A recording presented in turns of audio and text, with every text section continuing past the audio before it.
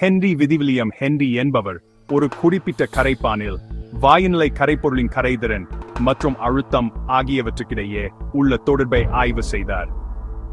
அவரின் சூற்றுப்படி குறைவான செறிவுண்ட கரைசல்களில் ஆவி நிலைமையில் உள்ள வாயுவின் பகுதி அழுத்தமானது கரைப்பொருளின் ஆவி அழுத்தம். கரைசலில் உள்ள வாயுநிலை கரைப்பொருளின் மோல் பின்னத்துக்கு x நேர் விகிதத்தில் இருக்கும். இக்கூற்று ஹென்றி விதி என அறியப்படுகிறது.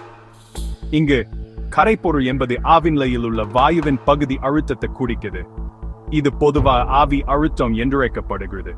x கரைப்பொருள் என்பது கரைசலில் உள்ள கரைப்பொருளின் மோல் பின்னத்தை குறிக்கிறது. kh என்பது அழுத்தத்தின் பரிமாணத்தை உடைய சோதனை முடிவின் அடிப்படையிலான மாறிலி.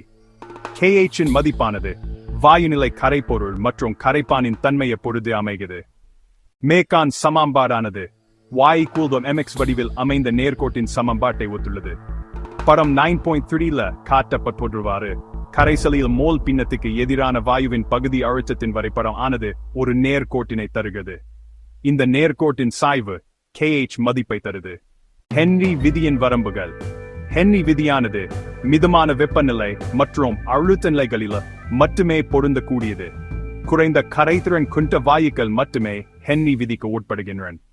கரைப்பான்களுடன் வினைபுரியக்கூடிய வாயுக்கள் ஹென்றி விதிக்கு உட்படுவதில்லை.